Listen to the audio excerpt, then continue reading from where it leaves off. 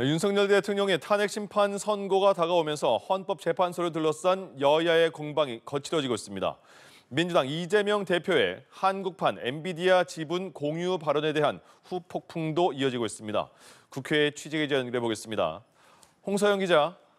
네, 국민의힘은 헌법재판소를 향해 한덕수 국무총리와 최재해 감사원장 탄핵 각하를 주장했습니다.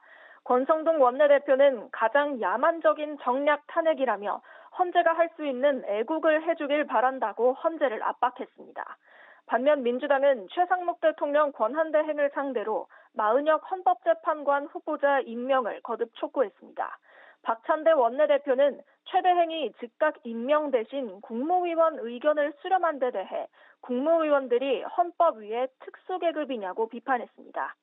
이재명 대표가 던진 화두, 이른바 한국판 엔비디아 지분 공유 발언에 대한 후폭풍도 거셉니다.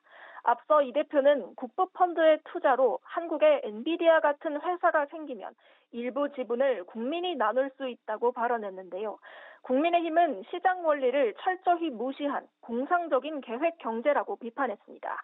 안철수 의원은 사기업의 주식을 국가가 강제로 빼앗아 국민에게 나눠주는 건 자유시장 경제에서 있을 수 없다고 지적했고, 나경원 의원도 망상의 병환이라며 가세했습니다. 이거 뭐 생기기도 전에 나누자 그러면 생기겠습니까? 그래서 제가 발상의 전환이 아니라 망상의 병환이다 이렇게 얘기를 했는데, 이 대표는 여당이 무지몽매하다고 맞받았습니다. 첨단 산업엔 엄청난 규모의 투자가 필요하다는 점에서 온 국민이 투자하면 그 성과를 나눌 수도 있다는 겁니다. 미래 첨단 산업 분야에 이런 투자를 하면 안 된다. 이런 정말 무지몽매한 생각으로 어떻게 국정을 담당하겠다고 하는 것인지. 이 대표는 또 뒤에서 흉보지 말라며 공개 토론을 제안했는데, 권성동 원내대표도 주제에 제한 없는 토론은 언제든 환영한다고 밝혔습니다. 네, 그리고 최근에 당내 통합을 이어오던 민주당 이재명 대표와 비명계가 충돌을 했다고요?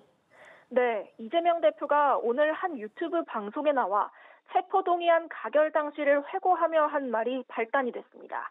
이 대표는 자신에 대한 국회 체포동의안이 가결된 건 당내 일부 의원들이 검찰과 짜고 한 짓이라고 주장했습니다. 당내 한 유력 인사가 당대표를 그만두라며 정해준 시점이 검찰의 영장 청구 시점과 맞아떨어졌다는 겁니다. 또 체포동의안 가결 당시 찬성표를 던진 의원들에 대해선 책임을 물어야 그게 민주적 정당이라고 말했습니다. 이 대표는 또 총선 과정에서 배제한 사람은 7명뿐이고 나머지는 당원들이 가려냈다고도 했습니다. 그러자 비명계 모임인 초일회는 즉각 입장문을 내고 아무 근거 없이 동료 의원들이 검찰이나 국민의힘과 내통했다고 한 건 동료에 대한 인격 모독이고 심대한 명예훼손이라고 밝혔습니다. 그러면서 앞에서 웃고 뒤에서 칼을 꽂는 격이다. 통합 행보는 쇼였냐며 사과를 요구했습니다. 논란이 커지자 이 대표는 이미 다 지난 일이라며 할 일을 함께 손잡고 해가자고 진화에 나섰지만 그간 보여온 통합 행보에 대한 진정성 논란은 계속될 전망입니다. 네, 홍서영 기자. 조기 대선 가능성도 거론되고 있는 상황이어서 여야의 대권 잠룡들의 행보도 활발해지고 있죠. 네, 여권에선 2달 만에 활동을 재개한 한동훈 전 국민의힘 대표가 자신의 신간 북콘서트를 열었습니다. 이 자리에서 한 전 대표는 87년 체제를 극복해야 할 때가 됐다며 개헌론을 거듭 띄웠습니다. 마찬가지로 저서 출간을 예고한 오세훈 서울시장은 핀테크 스타트업 간담회 일정을 소화하며 경제 행보를 이어갔습니다. 야권 비명계 주자들도 공개 행보에 나섰는데요. 비명계 박광훈 전 원내대표 주도로 열린 심포지엄에 김부겸 전 국무총리와 김동연 경기지사가 참석해 개헌을 촉구했습니다.